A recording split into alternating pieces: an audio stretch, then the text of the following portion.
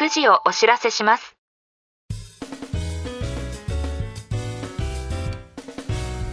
This program is Whiskey Radio, Drama FM.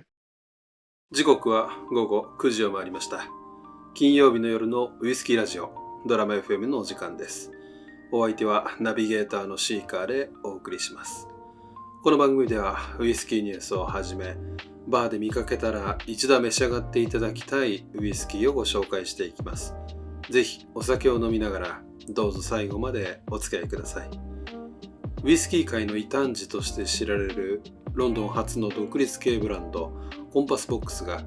新企画ウイスキーアクロス・ザ・カウンターを発表しました。第1弾は9月17日から10月19日まで東京渋谷や青山の人気バー5店舗で開催されます。この企画はバーテンダーとゲストがカウンター越しに交わす一杯のウイスキー、その体験の豊かさに注目したもの。ブランドの定番コレクション4種類をもとに各店が独自にアレンジしたオリジナルカクテルが登場します。例えば果実味あふれるオーチャードハウスを使った柑橘とハーブを効かせた爽やかな一杯、スモーキーなピートモンスターとコーヒーを組み合わせた奥行きある味わいのカクテル、さらにバニラの甘さが特徴のネクタロシティをベースにしたデザート感覚のカクテルやスパイスの効いたクリムゾンカスクを使った深みのある一杯も提供される予定です。コンパスボックスはウイスキーをクラシックな枠にとどめず、アートや音楽のようにカルチャーの一部として表現してきました。今回のイベントでもバーテンダーとの会話を通じて新しい飲み方を体験できるとしています。皆さんも参加されてみてはいかがでしょうか。それでは海外ニュースをお届けしたいと思います。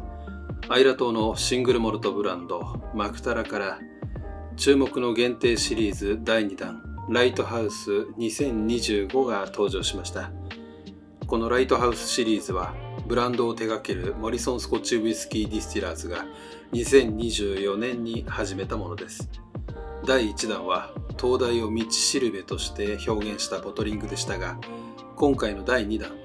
導き手というテーマで仕上げられています。興味深いのは今回のウイスキー選定プロセスです。マクタラは EU とイギリスの小売店、そしてバーのパートナーたちに意見を求め、共に原酒を選びました。選定に参加したのはパリのビンエウイスキー、ロンドンのスリーグリークストリート、エディンバラのザ・ブラックキャット、そしてミュンヘンのタラスピリッツ。こうした国際的なパートナーシップによりウイスキーの味わいに世界のウイスキーコミュニティの洞察が反映されたとのことです。蒸留所のヘッドディスティラーグレアム・マッケリー氏はこう語っています。船長が知識と経験を頼りに危険な海を進むように、ウイスキー作りにおいても蒸留家はスピリッツを樽からボトルまで導いていきます。ライトハウス2025は人間の手仕事そのもの、決断と技術、そして専門知識を称えるものです。この新作はファーストフィルバーボン、ファーストフィルオロロソ、ペドロ・ヒメネス、ファーストフィルボルドーのバリックダルをブレンドし、すべてバージンアメリカンオークでフィニッシュされています。公式テイスティングノートによると、香りはトリクールトフィー、ミルクチョコレート、ドライフルーツ、スパイスの香り。味わいはチョコレートに浸した歯ごたえのあるキャラメルが柔らかなピートスモークと穏やかなウッドスパイスと絶妙なバランスで広がり、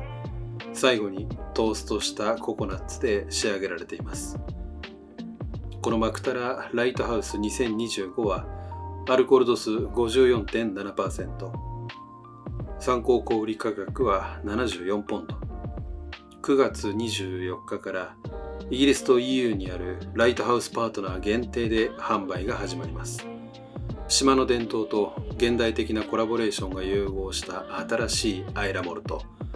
この特別なボトリングは世界中のウイスキー愛好家にとってまさに導きの一杯となりそうです。動画の概要欄に公式サイトのリンクを貼っておきますので、気になる方はぜひチェックしてみてください。ドラム FM では皆さんからのお便りを募集しています。いただいた内容は番組内でご紹介させていただきますので、おすすめのウイスキーや素敵なバーのご紹介などをコメント欄にお寄せください。感想や質問も大丈夫です。たくさんのお便りをお待ちしています。それでは今日のゲストなんですけども、この番組ではゲストと称しまして、私が購入したウイスキーを皆さんにご紹介したいと思います。本日はロングモーン蒸留所からロングモーンディスティラリーズチョイスです。ロングモーン蒸留所は1894年にジョン・ダフによって創業されました。この当時はウイスキーブームに沸いていて、多数の蒸留所が創業している時期だったこともあり、ジョンはロングモーンと同時にベンリアック蒸留所も合わせて創業しています。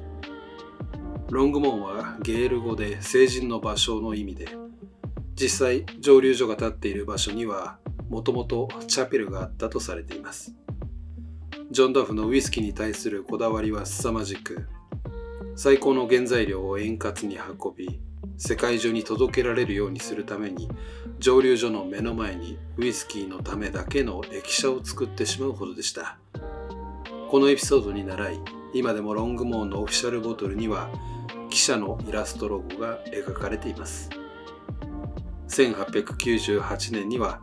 ウイスキー不況の影響により大手ブレンダーのパティソンズ社が倒産する、いわゆるパティソン事件が発生。その影響を受けてロングモーンは1900年に倒産し、それをきっかけに蒸留所の経営権は様々なオーナーの手に渡ることになりました。現在は2001年にペルノ・リカールが所有しています。スコッチウイスキーの蒸留所としては珍しく、創業以来一度も経営不振などによって生産を停止していないことでも知られています。今回ご紹介するボトルはエントリーレベルのシングルモルトで、ロングモーン蒸留所のシングルモルトは生産量の大部分がブレンド、特にオーナーであるシーバスブラザーズのブレンドに使用されているため、実はこれが唯一のコアレンジです。2016年1月にリリースされ、アメリカンオークダル、シェリーダル、ホグズヘッドダルの3種類の原種をバッティングしています。どんな味がするんでしょうか。ではストレートでいただいてみたいと思います。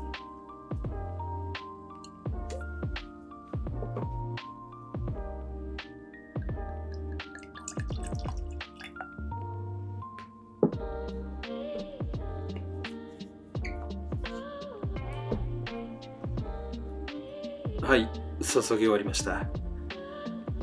色味は明るいアンバーですね。早速香りからいただいてみたいと思います。トップノートは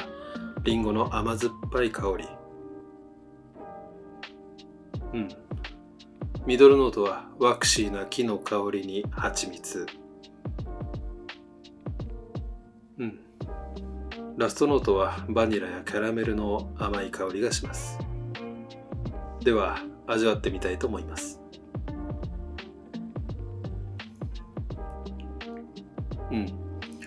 口当たりは若干クリーミー、ボディはミディアム。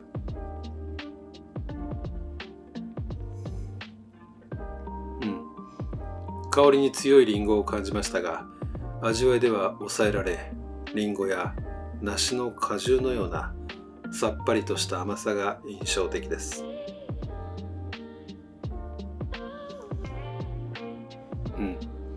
砂糖漬けのジンジャーにホワイトペッパーの柔らかいスパイスのキック。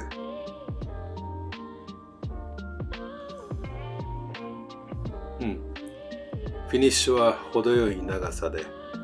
ホワイトペッパーにナツメグ、